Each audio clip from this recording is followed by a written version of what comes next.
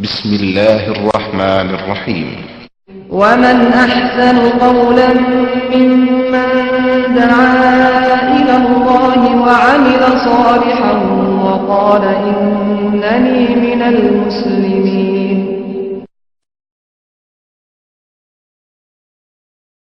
ومن سيئات أعمالنا من يهده الله فلا مضل له ومن يضلل فلا هادي له وأشهد أن لا إله إلا الله وحده لا شريك له وأشهد أن محمدا عبده ورسوله.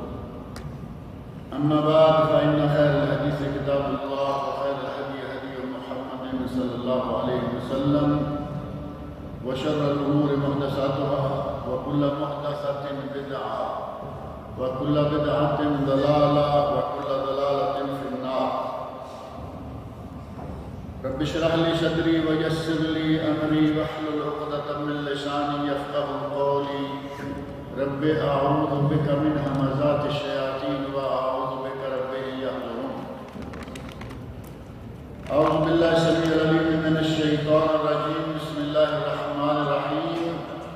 قاف والقرآن المجيد بل عجبوا أن جاءهم منذر منهم فقال الكافرون هذا شيء عجيب أإذا متنا وكنا ترابا ذلك رجع بعيد قد علمنا ما تنقص الأرض منهم وعندنا كتاب حفيظ بل كذبوا بالحق لما جاءهم فهم في أمر مريج.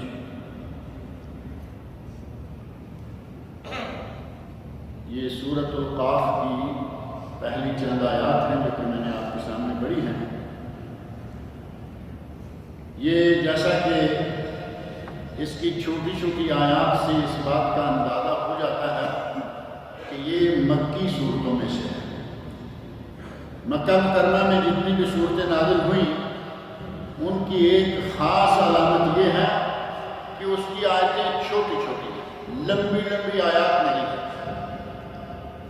قرآن کریم میں بعض آیات ایسی ہیں کہ جو پورا پورا ایک صفحہ صرف ایک ہی آیت ہے، جیسا کہ سورہ بقرہ کی آخری 2-3 آیات آخری رکوع چھوڑیں.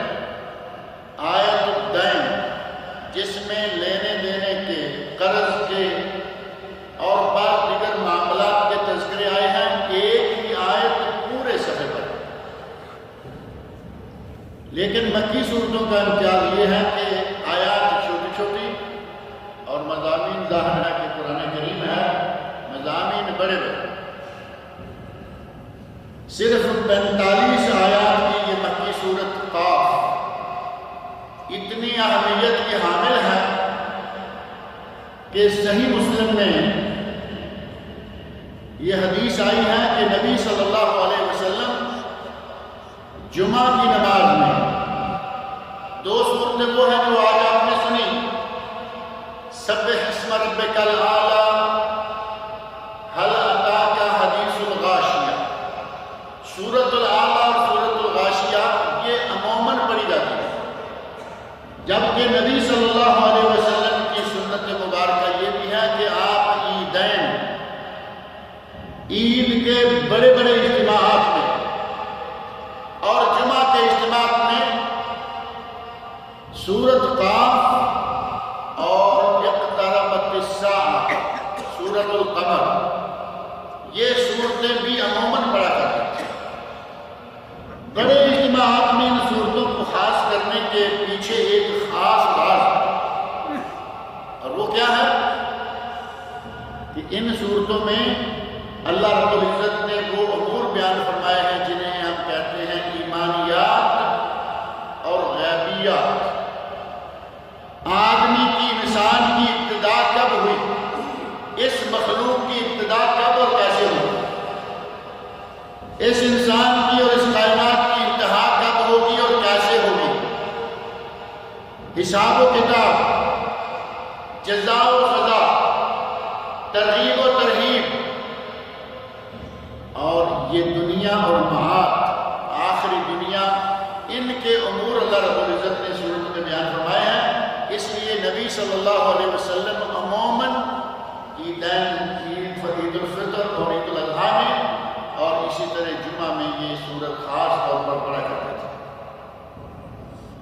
اس سورت میں 45 آیات، ایک سے بڑھ کر ایک بہترین مضامین ہیں، لیکن آج کے اس درس میں ہم چند مضامین میں سے ذکر کریں گے، جن میں سے پہلی بات اس سورت کے بالکل آغاز میں اللہ رب العزت نے فرمایا ہے قاف والقرآن المجید، قاف اور مجھے قسم ہے اس قرآن مجید۔ اللہ رب العزت کو اپنی بات کہنے کے لیے کسی قسم کی قسم کھانے کی کوئی ضرورت نہیں ہے، لیکن جب وہ چاہتا ہے، جب اس کی مرضی ہوتی ہے، کسی نہ کسی چیز کی قسم کھاتا ہے۔ جیسا کہ قرآن کریم میں بہت ساری چیزوں کی اللہ رب العزت نے قسمیں کھائی ہیں۔ قاف والقرآن المجید، قرآن کریم کی قسم، شمس کی قمر کی، شمس کی قسم اللہ رب العزت نے والضحیٰ واللیل اذا سجا ما ودعک ربک وما قلی، اللہ رب العزت نے بہت ساری چیزوں کی قسمیں کھائیں، والتین والزیتون وطور سینین وہذا البلد الامین۔ وہ اپنی مرضی کا مالک ہے، جس کی قسم چاہے، لیکن ہمارے لیے کیا حکم ہے کہ اللہ کے سوا کسی کی قسم کھانا جائز نہیں ہے۔ قرآن کریم کی قسم ہم بھی کھا سکتے ہیں، اللہ رب العزت نے بھی قسم کھائی قاف والقرآن المجید، اور ہمارے لیے اجازت ہے کہ کلام الہی سمجھتے ہوئے، اللہ کی صفت سمجھتے ہوئے ہم قرآن کریم کی قسم کھا سکتے ہیں۔ اور اس وقت جب ہم قرآن کی قسم کھائیں گے تو یہ کاغذ اور گتا مراد نہیں ہوگا، کلام الہی جو اللہ رب العزت کا کلام ہے وہ مراد ہے۔ اللہ رب العزت نے الف با تا ثا میں سے حروف تہجی جن کو کہا جاتا ہے، ان میں سے قاف، اس سورت کا آغاز قاف سے کیا، اور ایسی قرآن کریم میں کئی صورتیں ہیں جن کا آغاز الف با تا سے ہوتا ہے۔ قرآن کریم کی پہلی سورت بڑی سورہ فاتحہ کے بعد سورۃ البقرہ، الف لام میم، الف بائی ہے نا یہ بھی، لیکن جہاں کہیں بھی اللہ رب العزت نے الف با تا میں سے کچھ حروف استعمال کیے، ساتھ ہی اللہ رب العزت نے آگے قرآن کریم کا ذکر کر دیا۔ اور آپ کو یاد ہوگا کہ میں نے پہلے کئی ایک مرتبہ یہ بات کہی ہے کہ اللہ رب العزت نے جہاں بھی الف با تا، الف لام را، الف لام میم، طٰ، یاسین، جہاں جہاں بھی یہ حروف استعمال کیے ہیں، آگے ساتھ ہی قرآن کریم کا ذکر کر دیا، کتاب کے حوالے سے، قرآن کے حوالے سے، وحی کے حوالے سے۔ اس کا معنی علامہ محمد بن صالح العثیمین رحمۃ اللہ علیہ اپنی تفسیر میں بیان کرتے ہوئے کہتے ہیں کہ اللہ رب العزت نے بنی آدم کو چیلنج کیا ہے، اور خاص طور پر عربوں کو چیلنج کیا۔ ہمارے یہاں تو الفاظ کے بعد تا بھی آتے ہیں، جیم کے بعد چا بھی آتی ہے، با تا کے بعد پا بھی آتی ہے، دال کے بعد ڈال بھی۔ ہمارے یہاں تو چیلنج اتنا نہیں، لیکن عربوں کے یہاں جہاں یہی 26-27 حروف ہیں کل، اللہ رب العزت نے چیلنج کیا کہ عربوں تم اہل زبان ہو، اور میں نے قرآن نازل کیا ہے، اس قرآن میں تمہاری زبان سے زیادہ ایک بھی حرف نیا نہیں، وہی حروف جو تمہارے ہیں وہی سارے کے سارے حروف میرے کلام میں ہیں، اگر تم میں جرأت ہے تو اس کلام جیسا کلام بنا کے دکھاؤ۔ یہی حروف جو تم استعمال کر رہے ہو وہی میں نے استعمال کیا، لیکن کہاں کلام الہی اور کہاں کلام بشر۔ بشر کلام الہی کا مقابلہ کیسے کرے گا؟ اللہ رب العزت نے چیلنج کیا کہ اس قرآن جیسا قرآن لاؤ، اس قرآن کی 10 صورتیں جیسی 10 صورتیں لے آؤ، اس قرآن جیسی ایک ہی صورت لے آؤ، فرمایا نہیں لا سکتا۔ وَلَوْ كَانَ بَعْضُكُمْ لِبَعْضٍ ظَهِيرًا، چاہے تم ساری دنیا مل کر اکٹھے بھی کیوں نہ ہو جاؤ، اس قرآن کی ایک صورت کے مقابلے میں صورت نہیں لا سکتا۔ بعض لوگوں نے اپنی جعلی وحی کے ذریعے کچھ صورتیں بنائی، مسیلمہ کذاب نے اور دوسرے لوگوں نے، لیکن جب قرآن کریم کے سامنے پیش کی گئی اپنی قوم کے سامنے، مسیلمہ کذاب کے وحی کے الفاظ تفسیر کی کتب ملتے ہیں، اس نے کہا کہ مجھ پر وحی نازل ہوئی، اتنے مضحکہ خیز قسم کے الفاظ ہیں، اس کے اپنی قوم کا آدمی اسے ماننے والا کہتا ہے کہ میں تیری قوم کا فرد ہوں، میں نے تیری نبوت کو تو مان رکھا ہے، لیکن یقین جان کہ میں تمہیں جھوٹا نبی سمجھتا ہوں، اور یہ قرآن کبھی کلام الہی نہیں ہو سکتا، کیونکہ کلام الہی کو ہم جانتے ہیں۔ اللہ رب العزت نے قرآن کریم میں کئی صورتیں ہیں جن کا آغاز اس سے کیا، الف لام را، اور قرآن کریم کی سورہ یاسین والقرآن الحکیم، ایسے ہی حامیم تنزیل ہے، حامیم تنزیل من الرحمن الرحیم، سورۃ الشورى کے شروع میں 5 حروف ہیں، حامیم عین سین قاف، 5 حروف الگ الگ 2 آیتوں کی شکل میں، اور ساتھ ہی کذالک یوحی الیک، ہم اسی طرح تمہاری طرف وحی کرتے ہیں، اور حامیم تنزیل سورۃ الجاثیہ، حامیم تنزیل الکتاب العزیز الحکیم، اور سورۃ دخان کے شروع میں ہے حامیم والکتاب المبین۔ ایسے ہی بعض دیگر صورتوں میں یہ بات بار بار آئی کہ جہاں الف با تا آیا، ساتھ ہی اللہ رب العزت نے قرآن کریم کا ذکر کر دیا کہ انہی حروف سے یہ میرا سارا کلام ہے، تم بھی بنا کر۔ اور قرآن کریم میں یہاں آگے تیسری ہی آیت میں اللہ نے فرمایا وَإِذَا مِتْنَا، لوگ کہتے ہیں، مشرکین مکہ کہتے ہیں، وَإِذَا مِتْنَا وَكُنَّا تُرَابًا ذَلِكَ رَجْعٌ بَعِيدٌ، ہم جب مر جائیں گے، مر کر مٹی ہو جائیں گے، پھر اٹھائے جائیں گے، یہ تو بڑا دور کی بات ہے، یہ نہیں ہو سکتا۔ اب مشرکین مکہ نے بھی ہماری طرح ہی سوچا ہوگا کہ یہ کیسے ہو سکتا ہے، آدمی مر جائے، زمین میں دفنا دیا جائے، مر کر مٹی ہو جائے، اور پھر اٹھایا جائے گا، یہ کیسے اٹھایا جائے گا؟ اللہ رب العزت نے قرآن کریم میں اس کا جواب دیا، بلکہ اس طرح کی کئی آیات قرآن کریم میں کئی مقامات پر ہیں۔ اللہ رب العزت نے سورہ دہر کے شروع میں فرمایا تم کہتے ہو کہ آدمی مر کر مٹی ہو جائے گا، پھر یہ کیسے اٹھایا جائے گا؟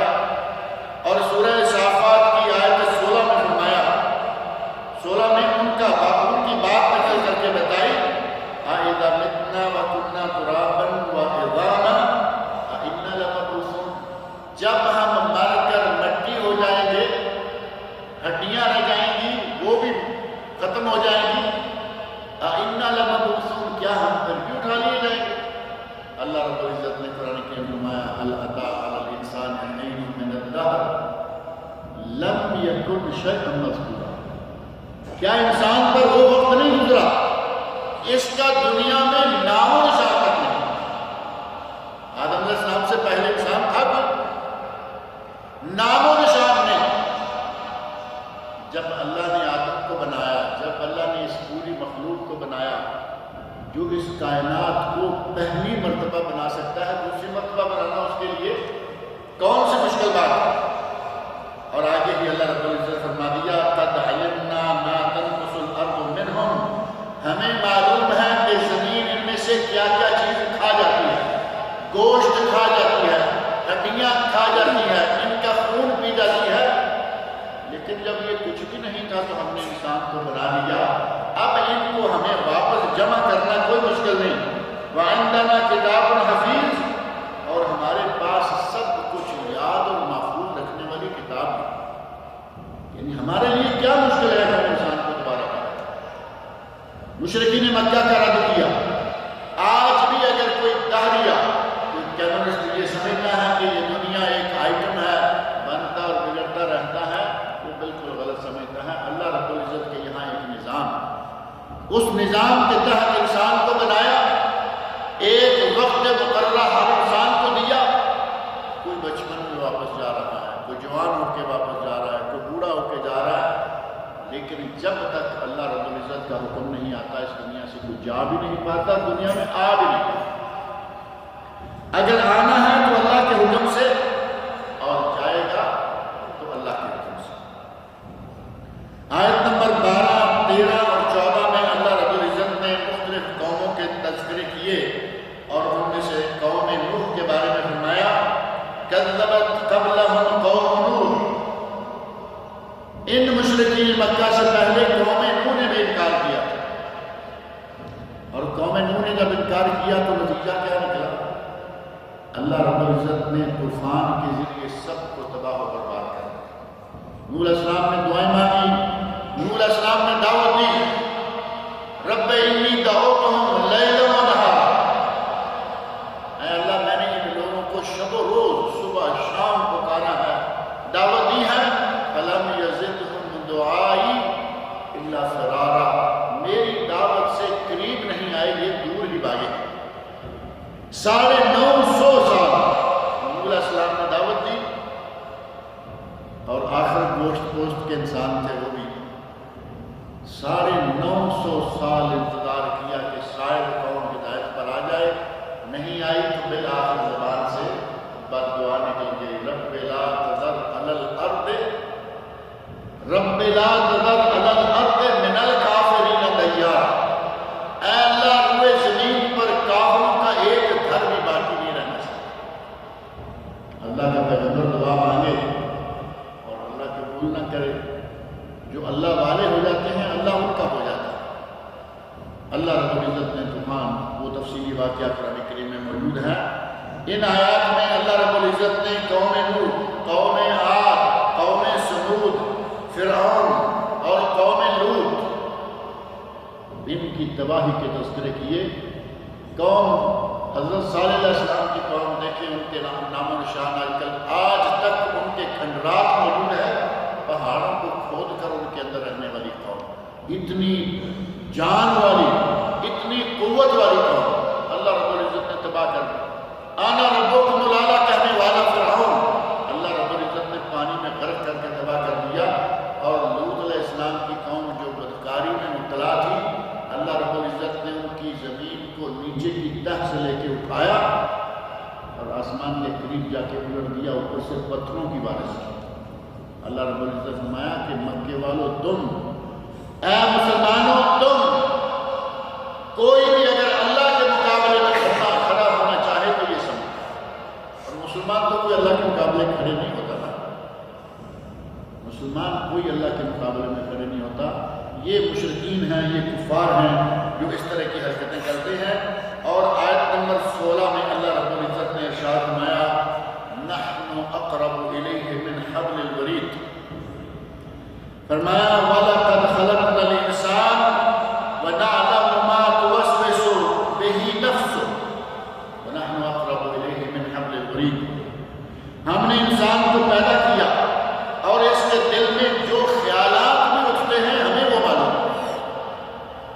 زبان سے کہے وہ بات کی بات، اس کے دل میں جو خیالات جنم لیتے ہیں ہمیں وہ بھی معلوم ہے. نحن اقرب الیہ من حبل الورید، ہم اس کی شاہ رگ سے بھی زیادہ کریں. شاہ رگ تو معلوم ہے نا، جہاں سے جانور کو ذبح کیا جاتا ہے، یہ شاہ رگ. یہ جگہ سے یہاں چھری چلائیں تو معاملہ ختم ہو گیا یا نہیں؟ اللہ رب العزت فرمایا کہ ہم بندے کی شاہ رگ سے بھی زیادہ کریں. ہمارے پاک و ہند میں وسیلے کے نام سے بڑا مسئلہ کھڑا کیا جاتا رہتا ہے. کہیں گے چھت پہ جانا ہو تو سیڑھی چاہیے، بادشاہ کو آفیسر کو ملنا ہو تو پی ایم سے ملنا پڑے گا، پی این آگے نہ جانے دے گا تو کیسے جائیں گے، یہ کرنا ہوگا. اللہ رب العزت کو بادشاہوں سے ملا رہے ہیں. ہم یہاں بیٹھے ہیں، ہمارے بادشاہ کہاں ہیں؟ لیکن بادشاہوں کا بادشاہ کہہ رہا ہے نحن اقرب الیہ من حبل الورید، ہم تو اپنے بندے کی شاہ رگ سے بھی زیادہ کریں. کہاں سیڑھی لگائیں گے؟ کس پی ایم سے پوچھیں گے؟ اللہ رب العزت نے یہ سیڑھیاں لگانے کی جگہ ہی نہیں چھوڑی، فرمایا تمہاری زبان سے بات نکلے، تمہارے دل میں خیال کی شکل میں بات جنم لے، مجھے وہ بھی معلوم۔ یعلم ما فی الصدور، اللہ جانتا ہے جو کچھ کے بندوں کے دلوں میں، کہاں وسیلے والے کیا کیا مثالیں دے دے کے لوگوں کو بہکاتے رہتے ہیں۔ اور آیت نمبر 18 میں اللہ رب العزت نے ارشاد فرمایا ما یلفظ من قول الا لدیہ رقیب عتید، اپنی زبان کو بالکل کھلا نہ چھوڑ دیا کرو، اپنی زبان پر کنٹرول رکھا، کیونکہ ما یلفظ من قول، کوئی انسان جو بھی اپنی زبان سے بات نکالتا ہے، کلمہ نکالتا ہے، اللہ رب العزت ارشاد فرماتے ہیں الا لدیہ رقیب عتید، مگر اس کے پاس نگہبان تیار۔ اور یہ نگہبان کون ہے؟ اللہ رب العزت کے فرشتے کرام کاتبین۔ نبی اکرم صلی اللہ علیہ وسلم نے ارشاد فرمایا دائیں طرف فرشتہ ہے، نیکیاں لکھتا ہے، بائیں طرف فرشتہ ہے، بندے کی برائیاں لکھتا ہے۔ ہمارا تو یہی فرشتہ زیادہ کام میں مشغول رہتا ہوگا، کیونکہ اس سائڈ والے کو تو ہم زیادہ تکلیف ہی نہیں دیتے۔ یہ کرام کاتبین اللہ رب العزت کی طرف سے انتہائی امانت دار رپورٹر ہے، کوئی نیکی کرے لکھے بغیر نہیں چھوڑیں گے، کوئی برائی کرے لکھے بغیر نہیں چھوڑیں گے، ہر چیز لکھیں گے۔ اور یہی ہے قیامت کے دن اللہ رب العزت کہے گا یہ دیکھو، یہ جو اتنا بڑا لمبا چوڑا رجسٹر کھلا ہے، تم زندگی بھر جو کچھ کرتے رہو، دیکھو اس کتاب میں ہر چیز موجود ہے۔ اور اس وقت بندہ کہے گا ما لہذا الکتاب، یہ کتاب کیا چیز ہے، لا یغادر صغیرۃ ولا کبیرہ، یہ کوئی چھوٹی بڑی بات نہیں چھوڑ رہی، میں نے چھوٹے سے چھوٹا کام کیا وہ بھی لکھا ہے، بڑے سے بڑا کارنامہ سر انجام دیا وہ بھی لکھا ہے۔ ما لہذا الکتاب لا یغادر صغیرۃ ولا کبیرہ، یہ تو کوئی چھوٹی بڑی بات چھوڑ نہیں رہی ہے، ہر چیز لکھی ہوئی ہے۔ لہذا اپنی زبان پر کنٹرول رکھنا چاہیے، اور زبان سے بہت سارے گناہ سرزد ہوتے ہیں۔ بعض اہل علم نے باقاعدہ کتابیں لکھی، آفات اللسان کے نام سے عربی میں کتابیں، اور آفات زبان کریں تو وہ بھی اردو ہو جاتا ہے۔ زبان کیا کیا آفتیں لاتی ہے، کیا کیا آفتیں اٹھاتی ہیں۔ جھوٹ کس سے بولا جاتا ہے؟ زبان سے۔ غیبت کس سے کی جاتی ہے؟ زبان سے۔ گالی گلوچ کس سے کی جاتی ہے؟ زبان سے۔ اور وعدہ خلافی، وعدہ کیا جاتا ہے زبان سے، اور وعدہ خلافی بھی زبان سے اور اپنے جسم کے اعضاء سے۔ اللہ رب العزت نے فرمایا ما یلفظ من قول الا لدیہ رقیب عتید، کوئی بھی لفظ تمہاری زبان سے نکلے لکھنے والا نگہبان ساتھ ہی موجود ہے۔ اور آگے جا کر آیت نمبر 19 میں اللہ رب العزت نے ارشاد فرمایا وجاءت سکرۃ الموت بالحق، سکرات الموت حق کے ساتھ آ گئی، موت آ گئی۔ اللہ رب العزت نے موت کا تذکرہ کرتے ہوئے فرمایا اور موت کی بے ہوشی حق لے کر اپنے ساتھ حق لے کر آ گئی۔ ساری عمر انسان موت سے بھاگتا رہتا ہے، موت سے ڈرتا رہتا ہے، اور کئی لوگ سمجھتے ہیں کہ ہمارے پاس دولت ہے، ہمارے پاس پیسہ ہے، بیماری آئے گی علاج کرائیں گے، ڈاکٹروں کی لائنیں لگی ہوئی ہیں، ہمیں کیا خطرہ ہے۔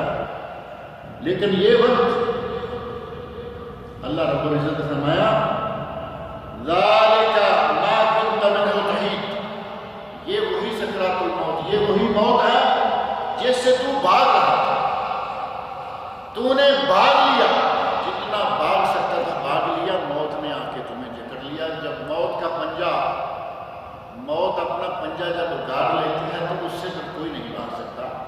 اللہ رب العزت سے کوئی کہاں بھاگے، موت سے کسی کو فرار نہیں۔ کل نفس ذائقۃ الموت، اللہ نے فرمایا ہر کسی کو مرنا ہے۔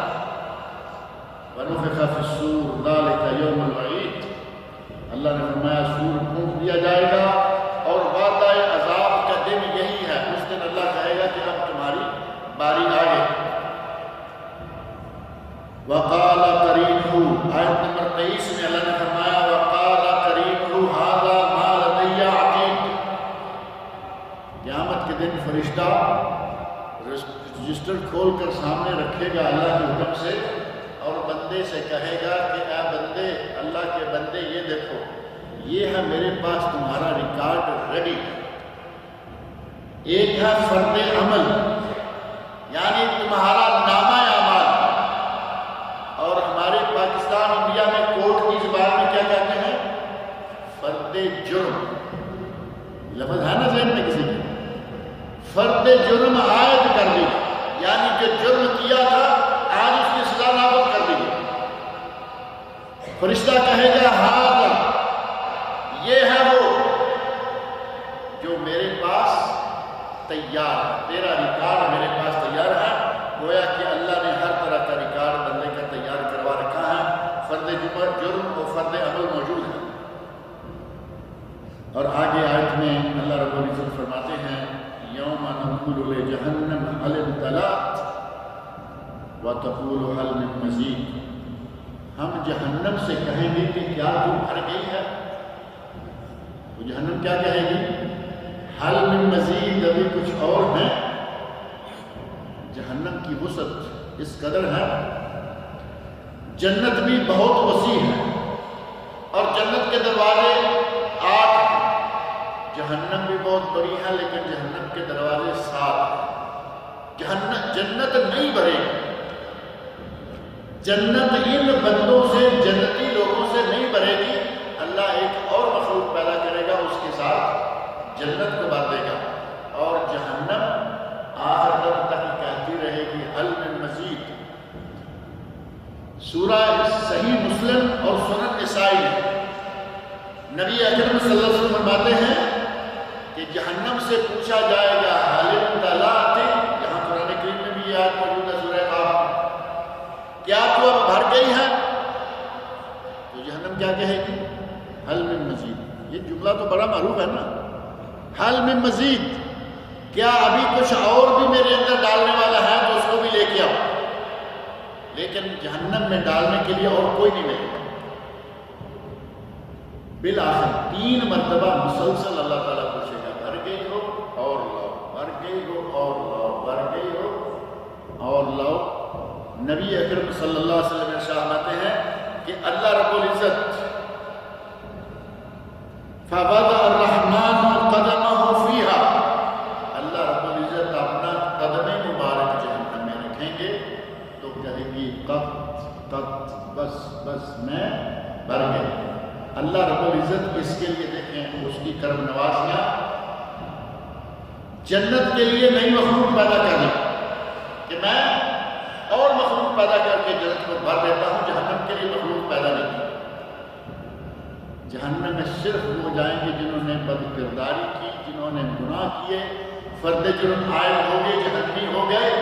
اور اللہ رب العزت اپنا قدم مبارک جہنم میں رکھیں گے اور کہے گی بس قط قط، بس بس میں بھر گیا.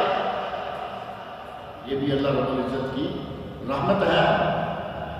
اس نے جہنم کے لیے کوئی نئی چیز پیدا کی اور جہنم اتنی بڑی ہے کہ بار بار پوچھ رہی ہے کہ کچھ اور ہیں تو لائیں، کچھ اور ہیں تو لائیں. اللہ رب العزت ہمیں اس جہنم سے محفوظ رکھے. اور آیت نمبر 31 میں کہا گیا وَأُزْلِفَتِ الْجَنَّةُ لِلْمُتَّقِينَ غَيْرَ بَعِيدٍ. اہل تقویٰ کو جنت کے بالکل قریب، اُزْلِفَتِ الْجَنَّہ، جنت بالکل قریب کر دی جائے گی. کن کے؟ اہل تقویٰ.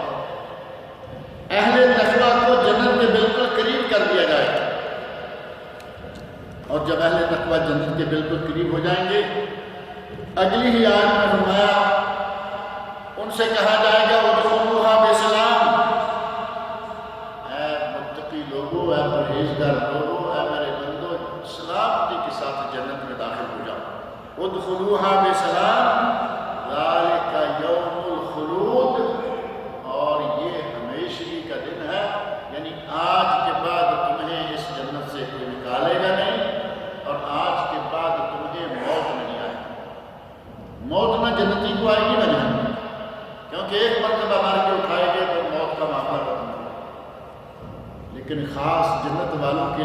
کلمات ہیں یہ ہمارے لیے بڑے ہی خوشی کا باعث ہیں۔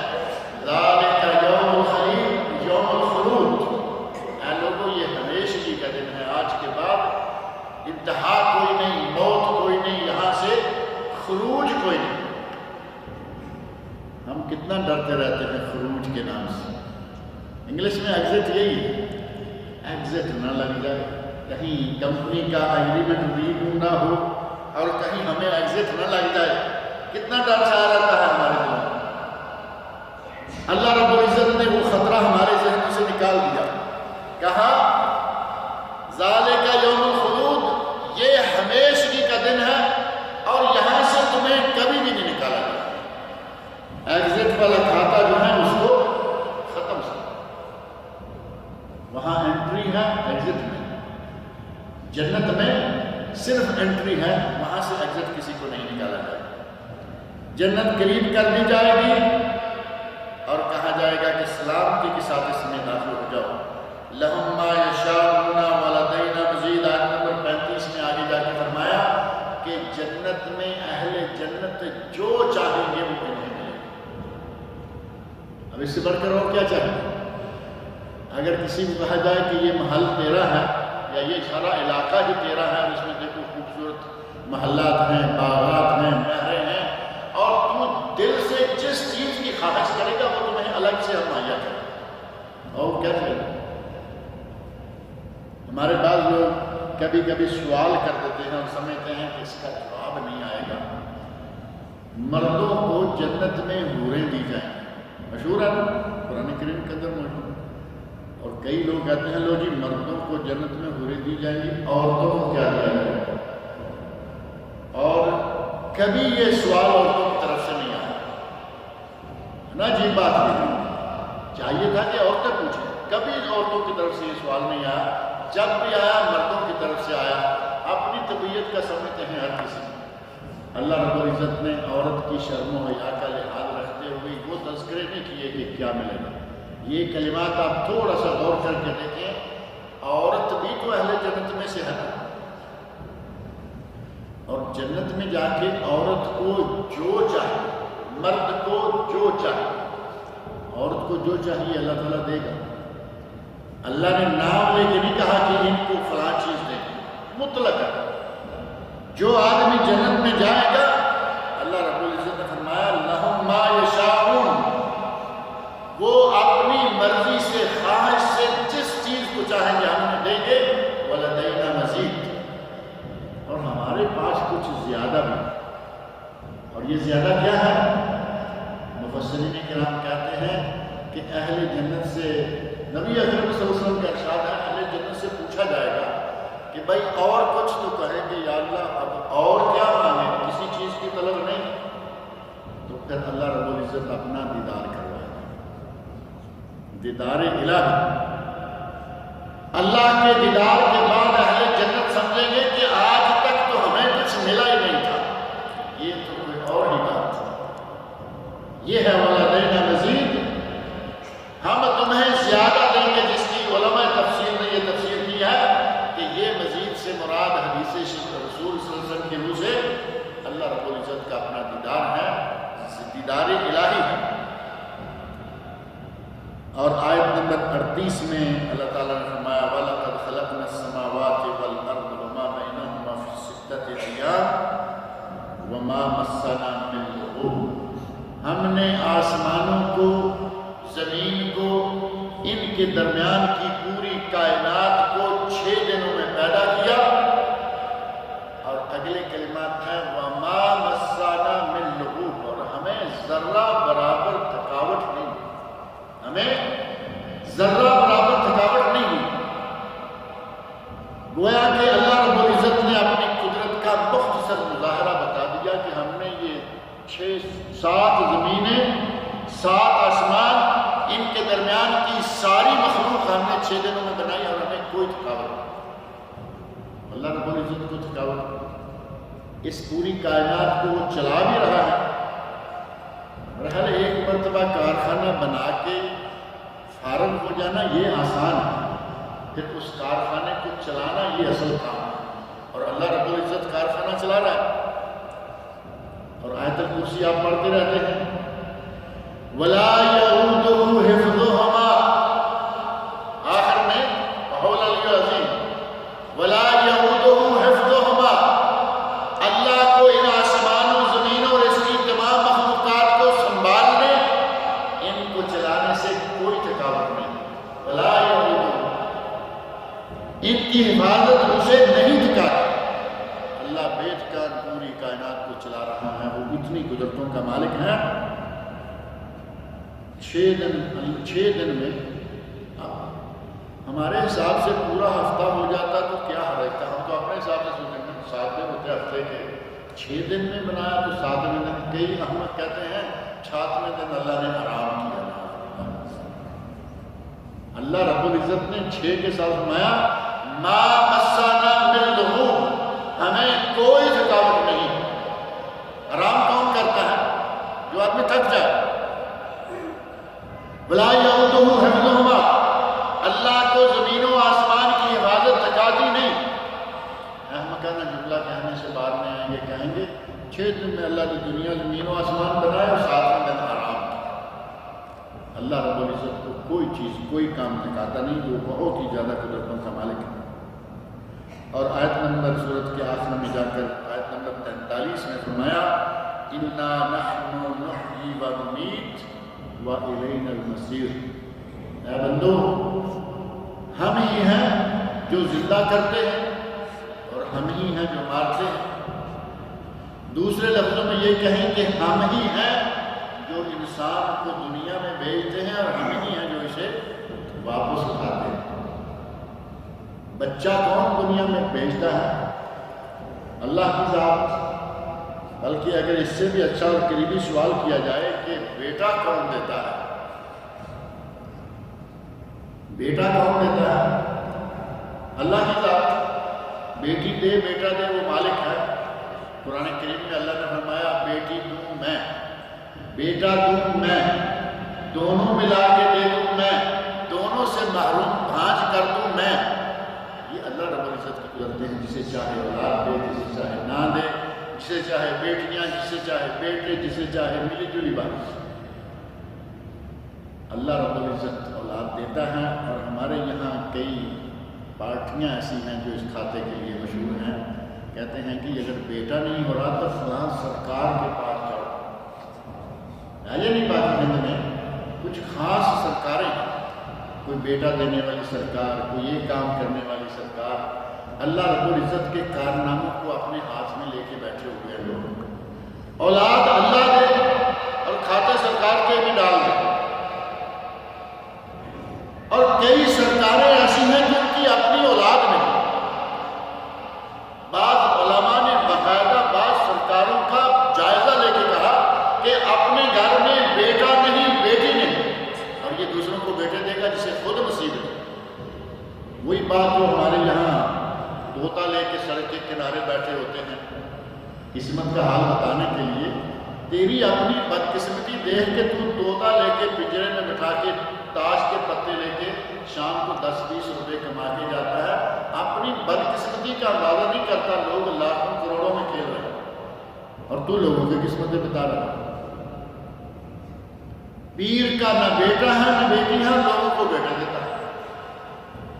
اللہ نے فرمایا نحن نحیی ونمیت، ہم ہیں جو اولاد دیتے ہیں، ہم ہیں جو انسان کو دنیا میں بھیجتے ہیں، اور ہم ہی مارتے ہیں۔ وَإِلَيْنَا الْمَصِيرُ، اور تم نے پلٹ کر ہماری طرف ہی آنا ہے۔ اور پھر ہمارے یہاں ناموں میں اتنا شرک لے آتے ہیں۔ بیٹا اللہ کی ذات نے دیتا، ہمارے پنجابی صاحب نے کہا ہے پتر دیتا ذات الہی نہیں، تم دیندی پھرے دعائی نہیں، میری پیراں بوٹی لائی نہیں، نہ ایڈا کفر گزار۔ بیٹا اللہ کی ذات نے دیا اور تو جگہ جگہ دعائی دیتی پھر رہی ہے کہ پیر صاحب نے میری بوٹی لگائی۔ بوٹی لگائی، میرا پودا لگایا، میرے گھر میں بچہ تھا، نہ ایڈا کفر گزار، یعنی اتنی کفریہ باتیں نہ کرو۔ اور پھر نام بھی اسی طرح۔ پاکستان انڈیا میں پیرا دیتا نام ہے یا نہیں؟ پیر بخش، پیرا دیتا، پیر بخش کی حد تک بھی چلو کوئی بات جمع کا سیگا ہے، پیرن۔ اللہ رب العزت نے ہمارے لوگوں کو ہدایت عطا فرمائے۔ اللہ نے فرمایا کہ اولاد ہم دیتے ہیں اور یہ جا کے ہمارے دیے ہوئے کو کس کس کے کھاتے میں ڈال رہا ہے۔ غرض یہ کہ اللہ رب العزت نے قرآن کریم میں اور خاص اس صورت میں بہت ساری باتیں بتائی ہیں، بہت اہم قسم کے مضامین ہیں۔ اللہ رب العزت مجھے اور آپ سب کو قرآن کریم پڑھنے، سننے، سمجھنے اور اس کے احکام پر عمل کرنے کی توفیق عطا فرمائے۔ کبھی کبھی سورہ قاف کو آپ اپنے طور پر گھر میں پڑھ لیا کریں۔ نبی صلی اللہ علیہ وسلم جمعہ میں، نبی صلی اللہ علیہ وسلم عیدین میں پڑھتے ہیں، بڑے بڑے اجتماعات میں پڑھتے ہیں، تو اس کی ایک خاص وجہ ہے۔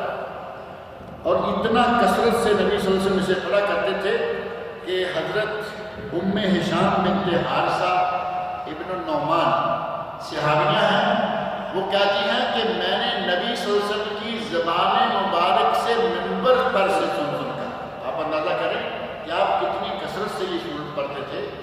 میں نے نبی صلی اللہ علیہ وسلم کی زبان مبارک سے جمعے کے خطبات میں اس سورت کو آپ کی زبان مبارک سے سن کر حفظ کیا۔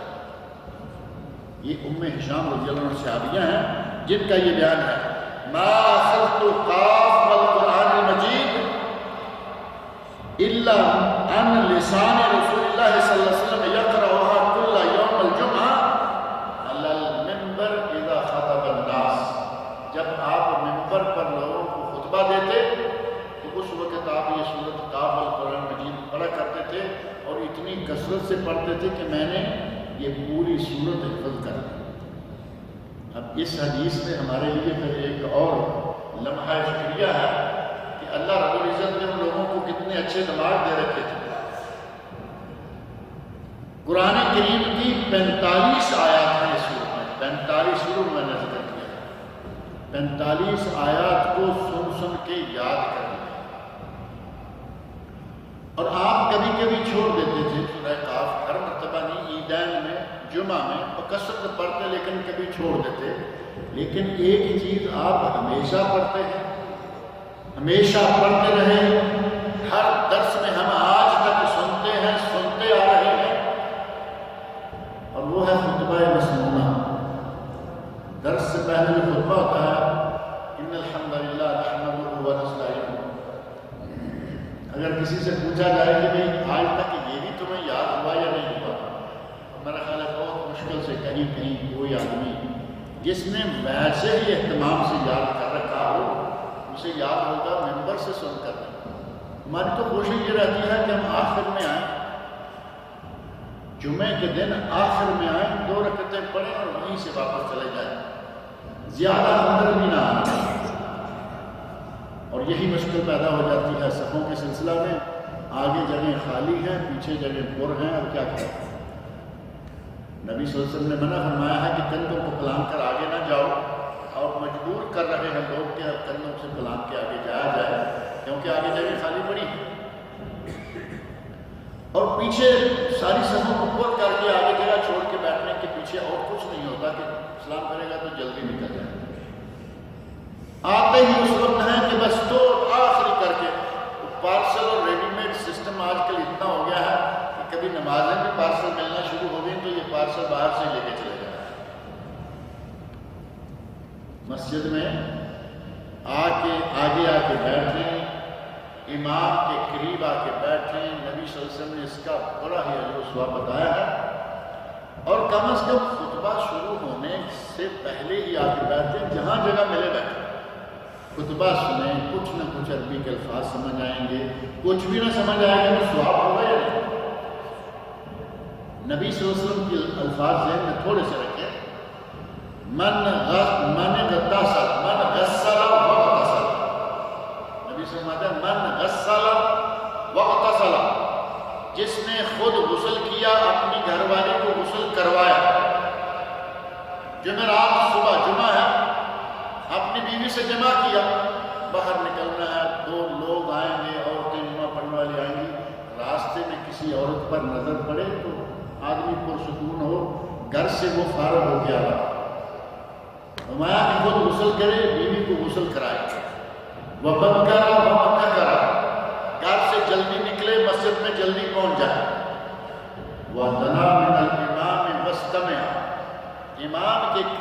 جتنا ہو سکے قریب آ کے بیٹھے اور غور سے سنیں۔ نبی اکرم صلی اللہ علیہ وسلم نے اس کے لیے بڑے اجر و ثواب کی بات بتائی، اور ہم آخر میں جا کے بیٹھیں گے، آخر میں آئیں گے، آخر میں بیٹھیں گے، ہمیں یاد کیا ہوگا؟ خاتون ہیں، عورت ہمیں احسان رضی اللہ عنہ کہتی ہیں کہ میں نے نبی صلی اللہ علیہ وسلم کی زبان سے یہ سورہ قاف ممبر کے اوپر سے سن کے زبانی یاد کی۔ اللہ تعالیٰ ہمیں بھی توفیق دے کہ کبھی کبھی کم از کم اپنے گھر میں بھی ہم اس سورہ قاف کو پڑھا کریں، مطالعہ کیا کریں۔ اس میں بہت ساری اچھی اچھی باتیں موجود ہیں، پورا قرآن ہی اچھی باتوں سے بھرا ہوا ہے، لیکن ایمانیات، غیبیات، یہ دنیا، معاد، آخرت، بہت سارے امور ہیں، وہ ہمیں روزانہ پڑھیں، ہماری آخرت، موت یاد آ جائے، اچھا ہے۔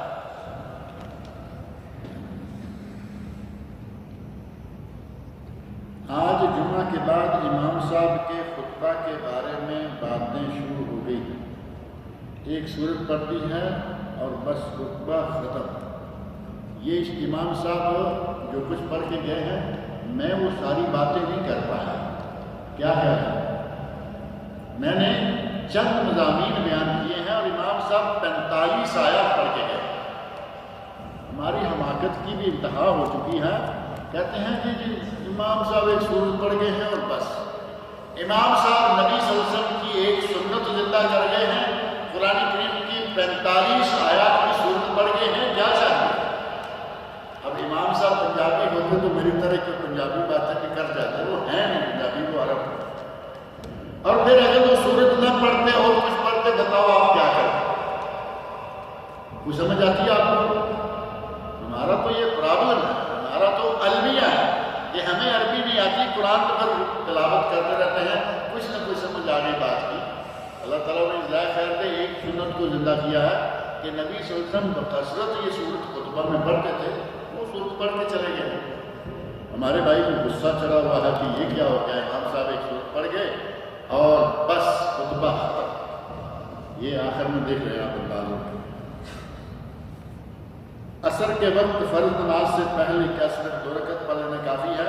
پہلے آئیں 2 رکعتیں پڑھیں تحیت المسجد کی، اگر زیادہ وقت ہے تو پہلے 2 رکعتیں پڑھیں تحیت الوضو کی، 4 رکعتیں پڑھ سکتے ہیں 2 کر کے، اور کوئی پابندی والی بات نہیں ہے۔ اور اگر 2 کا وقت ہے 2 پڑھ لیں، 4 کا وقت ہے 4 پڑھ لیں، اور اس کے بعد بیٹھیں، ذکر کریں، تلاوت کریں، جب جماعت کھڑی ہو تو جماعت کے ساتھ نماز پڑھیں۔ اور کیا وہ تحیت المسجد اور 4 رکعتوں میں شمار ہو جائے؟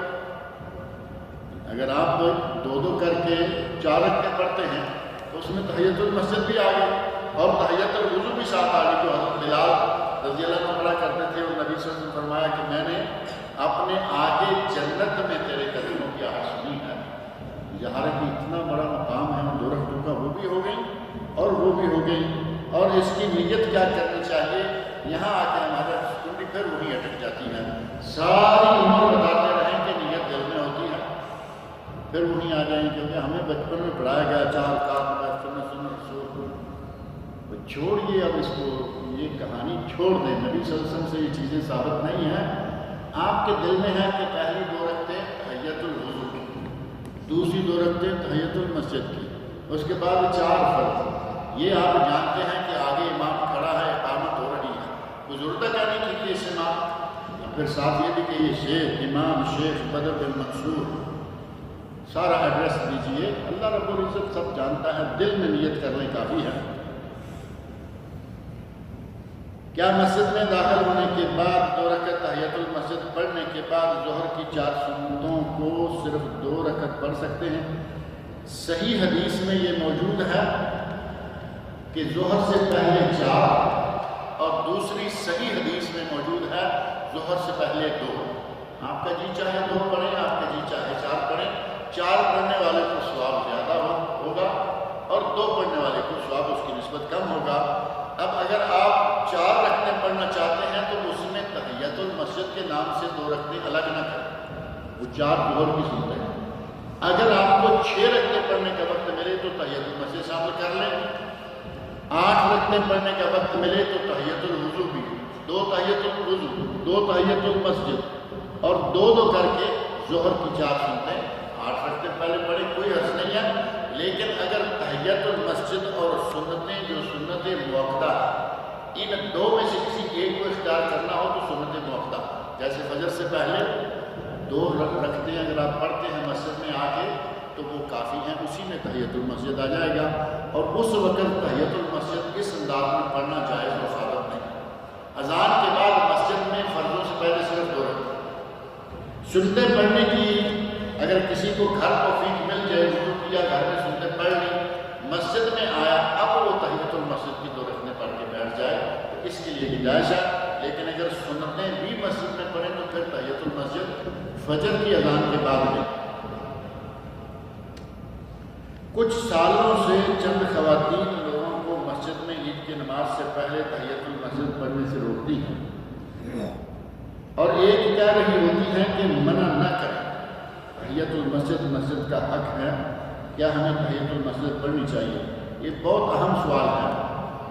کچھ خواتین جو روکتی ہیں ان خواتین بیچاری کا علم ناقص ہے، انہیں معلوم ہے کہ عید سے پہلے عیدگاہ میں اور کوئی نماز نہیں، اور یہ بالکل صحیح ہے کہ عیدگاہ میں عید سے پہلے کوئی نماز نہیں، لیکن عید جب جنگل میں پڑھی جا رہی ہو یا عیدگاہ میں پڑھی جا رہی ہو، جب عید پڑھنے کے لیے مسجد میں آئے، مسجد میں تحیت المسجد کی 2 رکعتیں پڑھے بغیر بیٹھنا جائز ہے، چاہے عید کے لیے آئیے، چاہے درس سننے کے لیے آئیے، چاہے نماز کے لیے 2 رکعتیں پڑھے بغیر بیٹھنا جائز نہیں۔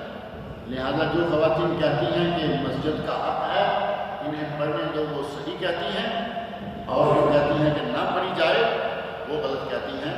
نبی اکرم صلی اللہ علیہ وسلم کا ارشاد ہے اذا دخل احدكم المسجد فلا يجلس حتى يصلي ركعتين، جب کوئی مسجد میں داخل ہو تو 2 رکعتیں پڑھے بغیر بیٹھے نہیں۔ اب یہ عید کے لیے داخل ہوا، نماز کے لیے داخل ہوا، ویسے بیٹھنے کا ارادہ ہے، قرآن کریم کی تلاوت کا ارادہ ہے، یہ نہیں کہ آتے ہی قرآن پکڑا اور بیٹھ کے پڑھنا شروع کر دیا، اس نے نبی صلی اللہ علیہ وسلم کے ایک حکم کی نافرمانی کی۔